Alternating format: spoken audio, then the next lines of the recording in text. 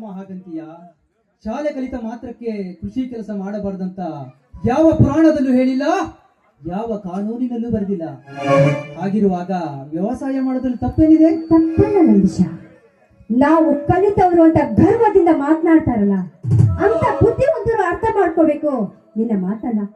ಅಂದ ಹಾಗೆ ಮೈದುನ ಹೋಗಿ ದೇವರಿಗೆ ನಮಸ್ಕಾರ ಮಾಡಿ ಬಾರಪ್ಪ. ಹೊತ್ತಿಗೆ 100 ದೇವರುಗಳನ್ನು ಪೂಜಿಸೋದಕ್ಕಿಂತ ನಿನಗೆ ಜನ್ಮ ಕೊಟ್ಟ ಒಬ್ಬ ತಂದೆ ತಾಯಿಯನ್ನು ಪೂಜಿಸು. ಯಾಕಂದ್ರೆ ಆ ದೇವರಿಗೆ ಜನ್ಮ ಕೊಟ್ಟಿದ್ದು ಒಂದು ತಂದೆ ತಾಯಿ ಅನ್ನೋದು ಮಾತ್ರ ಮರಿಬೇಡ. ಹೌದಪ್ಪ, ಬಾರಪ್ಪ ಮೈದುನ, ಮೊದಲು ದೇವರ ಪ್ರಸಾದವನ್ನು ಕೊಡ್ತೀನಿ. ಪ್ರಸಾದ? ಯಾವುದಮ್ಮ ಪ್ರಸಾದ? ಅದು ದೇವರ ಪ್ರಸಾದವಲ್ಲಮ್ಮ, ಅದು ದೇವರ ಪ್ರಸಾದವಲ್ಲ. ನಂದೀಶ, ಎಂತ ಮಾತು ಅಂತ ಹೇಳ್ತಿದ್ಯಪ್ಪ? ಏನಂತ ಹೇಳ್ತಾ ಇದೀಯಾ? ಸತ್ಯವನ್ನೇ ಹೇಳುತ್ತಿದ್ದೇನೆ ಹೊತ್ತಿಗೆ, ಸತ್ಯವನ್ನೇ ಹೇಳುತ್ತಿದ್ದೇನೆ. ಅದು ದೇವರ ಪ್ರಸಾದವಲ್ಲ. 10 ತಿಂಗಳ ಕಾಲ ರೈತ ಉತ್ತಿ ಬಿತ್ತಿ ಬೆಳೆದ ಅನ್ನದಾತ ಕೊಟ್ಟಿರುವ ಅನ್ನದಾತ ಪ್ರಸಾದ. ಆ ಗರ್ಭಗುಡಿಯಲ್ಲಿರುವ ಕಲ್ಲು ದೇವರಿಗೆ ಹೇಗೆ ಕೊಡಲಿಕ್ಕೆ ಸಾಧ್ಯ? ಈ ಸತ್ಯ ಆ ದೇವರಿಗೂ ಗೊತ್ತು.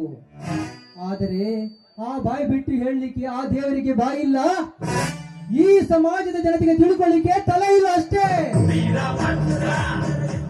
ಹೌದು ನಂದೀಶ, ರೈತರ ಉಸಿರು ದೇಶದ ಹಸಿರನ್ನಾಗಿ, ನೀತಿಗೆಟ್ಟ ಸಮಾಜಕ್ಕೆ ರೈತರ ಸಾವಿನ ಸಮಾಧಿಯ ಮೇಲೆ ಸರ್ಕಾರ ನಡೆಸೋರಿಗೆ ಏನು ಗೊತ್ತು ಈ ರೈತನ ಕಷ್ಟ?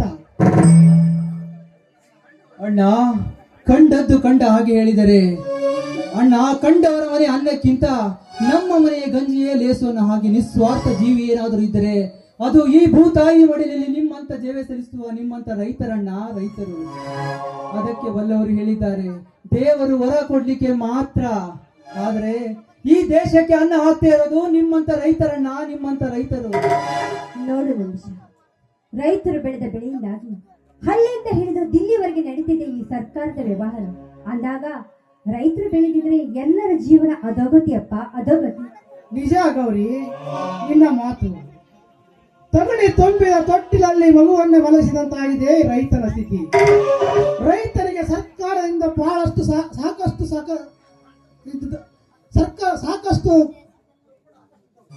ಇದ್ದರೂ ಅವು ಶ್ರೀಮಂತರ ಮನೆ ಪಾಲಾಗಿದೆ. ಅಂತದರಲ್ಲಿ ನಮ್ಮಂತ ಬಡವರಿಗೆ ಎಲ್ಲಿದೆ ಲಾಭ? ಎಲ್ಲಿದೆ ಲಾಭ? ಈ ದೇಶದಲ್ಲಿ ರೈತನ ಅನ್ನನೇ ಬೆಳಿಲಿಲ್ಲ ಅಂದಿದ್ರೆ ಈ ಜಗತ್ತ ಲೋಲವಾಗಿ ಸರ್ವನಾಶ ಆಗ್ಬಿಡ್ತಿತ್ತು ಅಣ್ಣ. ಈ ಸರ್ಕಾರ ನಡೆಸೋಕೆ ಕುಡುಕರು ಬೇಕು, ಈ ದೇಶಕ್ಕೆ ಅನ್ನ ಹಾಕ್ಲಿಕ್ಕೆ ರೈತರು ಬೇಕಣ್ಣ. ಈ ಸಮಾಜದ ಇರುವ ವ್ಯತ್ಯಾಸ ಅಷ್ಟೇ. ಹೋಗ್ಲಿ ಬಿಡು ನಂದೀಶ, ಕೋಟಿ ವಿದ್ಯೆಗಿಂತ ಮೇಟಿ ವಿದ್ಯೆ ಲೇಸು ಅನ್ನುವ ಹಾಗೆ ನೀ ಹೊಲದಲ್ಲಿ ಕೆಲಸ ಮಾಡ್ತಿದ್ದೀನಪ್ಪ. ನಿನ್ನ ಜನ್ಮ ನಿಜವಾಗ್ಲೂ ಸಾರ್ಥಕವಾಯ್ತಪ್ಪ, ಸಾರ್ಥಕವಾಯ್ತು. ಹೊತ್ತಿಗೆ ನಿಮ್ಮ ಮಾತು ಖಂಡಿತ ನಿಜ. ಯಾಕಂದ್ರೆ ಈ ದೇಶದಲ್ಲಿ ಒಂದೇ ಒಂದು ದಿನದಲ್ಲಿ ಕೋಟ್ಯಾಂತರ ಸೂಜಿಗಳನ್ನು ರೆಡಿ ಮಾಡೋ ಫ್ಯಾಕ್ಟರಿಗಳು ಈ ಕಲಿಕಾಲದಲ್ಲಿ ಒಂದು ಸಣ್ಣವಾದ ಸೂಜಿಗೆ ನಿರ್ದಿಷ್ಟವಾದ ಬೆಲೆ ಇರುವಾಗ ರೈತನ ಹಗಲು ಗಾಳಿ ಮಳೆ ಬಿಸಿಲು ಎನ್ನದ ರೈತಲ್ಲಿ ಉಳಿದ ಭತ್ತದ ಅಗಳಿಗೆ ಕಾಳಿಗೆ ಹಾಕಿಲ್ಲಣ್ಣ ಒಂದು ನಿರ್ದಿಷ್ಟವಾದ ಬೆಲೆ. ಮನುಷ್ಯ ಒಕ್ಕಲಿಗ ಒಕ್ಕಿದರೆ ಬೀಗುವುದು ಜನವಲ್ಲ, ಒಕ್ಕಲಿಗ ಒಕ್ಕದಿದ್ದರೆ ಬಿಕ್ಕುವುದು ಜನವಲ್ಲ ಎಂದು ಭಾಷಣ ಮಾಡುವ ಬಂಡ ಸಮಾಜಕ್ಕೆ ಏನು ಗೊತ್ತು ರೈತನ ಕಷ್ಟ? ಅಣ್ಣ, ಕಂಡದ್ದು ಕಂಡ ಹಾಗೆ ಹೇಳಿದರೆ ಕೆಂಡದಂತೆ ಸಿಟ್ಟು ಮಾಡಿಕೊಂಡು ಸುಂದಿ ಊದಿಕೊಡುವ ಪುಂಡ ರಾಜಕಾರಣಿಗಳಿಂದ ಹಿಡಿದು ಮುಖ್ಯಮಂತ್ರಿಗಳಿಗೆ ಗೊತ್ತಾಗಬೇಕಣ್ಣ ಈ ರೈತರ ಕಷ್ಟ ಏನೆಂದು. ಸರ್ಕಾರ ಎಂಬುದು ಹುಚ್ಚುಮುಂಡಿಯ ಲಗ್ನ ಇದ್ದಾಗೆ. ಇಲ್ಲಿ ಕಳ್ಳ ಕಾಕರಿಗಷ್ಟೇ ಊಟವಿರುತ್ತಪ್ಪ, ನಮ್ಮಂತ ನಿಯತ್ತಿರಿಗಲ್ಲ. ಅದಕ್ಕೆ ದೊಡ್ಡವರು ಮಾತಾಡಿದರೆ 3 ಬಿಟ್ಟರು ಊರಿಗೆ ದೊಡ್ಡವರು ಅಂತ. ನಮ್ಮಂತವರಿಗಲ್ಲಪ್ಪ ಇದು.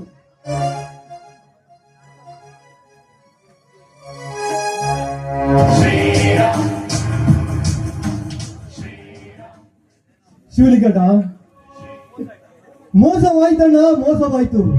ಕೈಗೆ ಬಂದ ತುತ್ತು ಬಾಯಿಗೆ ಬರೋದನ್ನಾಯ್ತಣ್ಣ, ಬಾಯಿಗೆ ಬರೋದಂತ.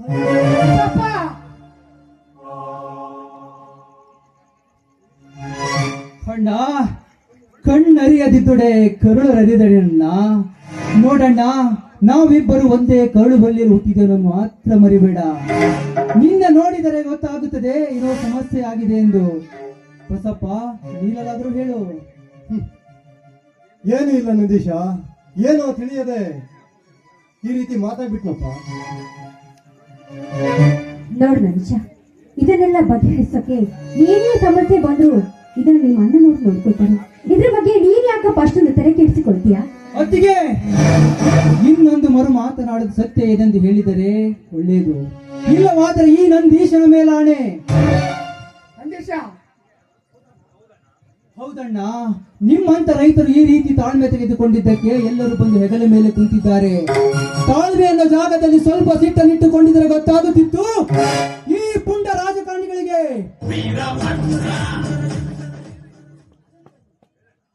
ಹೇಳಣ್ಣ, ಏನಾಯಿತು ಎಂದು ಈಗಲಾದರೂ. ಅದೇನಿಲ್ಲ ನಂದೀಶ, ಮುಂಗಾರು ಮಳೆಗೆ ಬಿತ್ತಬೇಕೆಂದ ಮೆಣಸಿನ ಬೀಜ ಒಳ್ಳೆ ಹದವಿದ್ದರೂ ಮೊಳಕೆ ಬಾರದೆ ಕೊಳೆತು ಹೋಗಿದೆ. ಬೀಜ ಬಿತ್ತಿದ ರೈತರೆಲ್ಲ ಕಂಗಾಲಾಗಿ ಕಣ್ಣೀರಿನಲ್ಲಿ ಕೈ ತೊಳಿತಿದ್ದಾರಪ್ಪ, ಕಣ್ಣೀರಿನಲ್ಲಿ ಕೈ ತೊಳಿತಿದ್ದಾರೆ.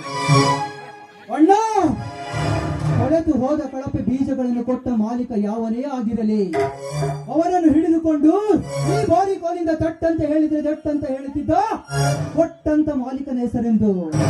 ಅವಾಗಲ್ಲ ರೈತರೆಲ್ಲರೂ ಸೇರಿ ಅದರ ವಸೂಲಿ ಮಾಡಿದರಾಯ್ತಲ್ಲ. ಪರಿಹಾರ ಎಂಬುದು ರೈತನ ಮೂಗಿಗೆ ಹಚ್ಚಿದ ತುಪ್ಪ ಇದ್ದ ಹಾಗೆ. ತಪ್ಪು ಒಪ್ಪಿಕೊಂಡು ಪರಿಹಾರ ಕೊಡುವರಷ್ಟರಲ್ಲಿ ತಾಯಿಗಿಂತ ಮಗಳ ತೊಟ್ಟೋಳನ ಹಾಗೆ ಬಡ್ಡಿ ಬೆಳೆದಿರ್ತಪ್ಪ, ಬಡ್ಡಿ ಬೆಳೆದಿರ್ತದೆ. ಅಣ್ಣ, ಹಾಗೆಂದ ಮಾತ್ರಕ್ಕೆ ರೈತರ ಕಷ್ಟಕ್ಕೆ ನ್ಯಾಯನೇ ಇಲ್ಲ ಅಂತೀಯ? ನ್ಯಾಯ ಎಂಬುದು ನಾಯಿ ಹಾಗೆ ಶ್ರೀಮಂತರ ಮನೆ ಕಾವಲು ಕಾಯುತ್ತಿರುವಾಗ ನಮ್ಮಂತ ಬಡ ರೈತರಿಗೆ ಎಲ್ಲಿದೆ ನ್ಯಾಯ? ಅಣ್ಣ, ಹಿಂದೆ ಬ್ರಿಟಿಷರು ನಮ್ಮನ್ನು ಬೂಟು ಕಾಲಿಂದ ಒದ್ದು ಆಳುತ್ತಿರುವಾಗ ಅದರ ವಿರುದ್ಧ ನ್ಯಾಯವೆಂಬ ಕ್ರಾಂತಿ ಕಿಡಿಯನ್ನು ಹಚ್ಚಿ ಭೂತಾಯಿಯ ಬಂಧನದಿಂದ ಮುಕ್ತಿಗೊಳಿಸಲಿಲ್ಲವೇ ಆ ಸ್ವಾತಂತ್ರ್ಯ ಹೋರಾಟಗಾರರು?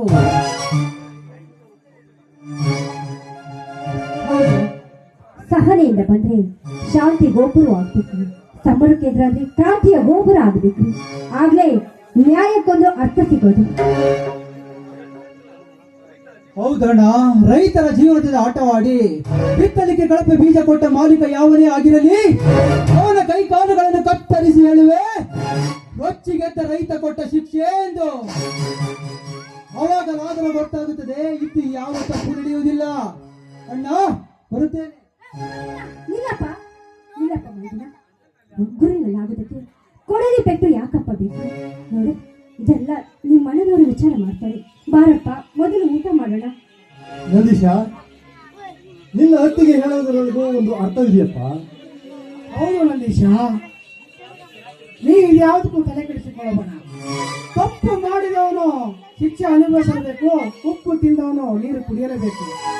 ನಾನು ನಾಳೆ ಇದನ್ನು ವಿಚಾರಿಸುತ್ತೇನೆ. ನೀನು ಒಳಗೆ ಹೋಗಿ ಊಟ ಮಾಡಪ್ಪ. ಗೌರಿ, ಅವರ ಕರೆದುಕೊಂಡು ಒಳಗೆ ಊಟ ಮಾಡಿ. ಸರಿ ಆಯ್ತು. ಬಸಪ್ಪ, ನೀನು ಬಾರಪ್ಪ ಊಟ ಮಾಡೋಕೆ. ಆಯ್ತಮ್ಮ.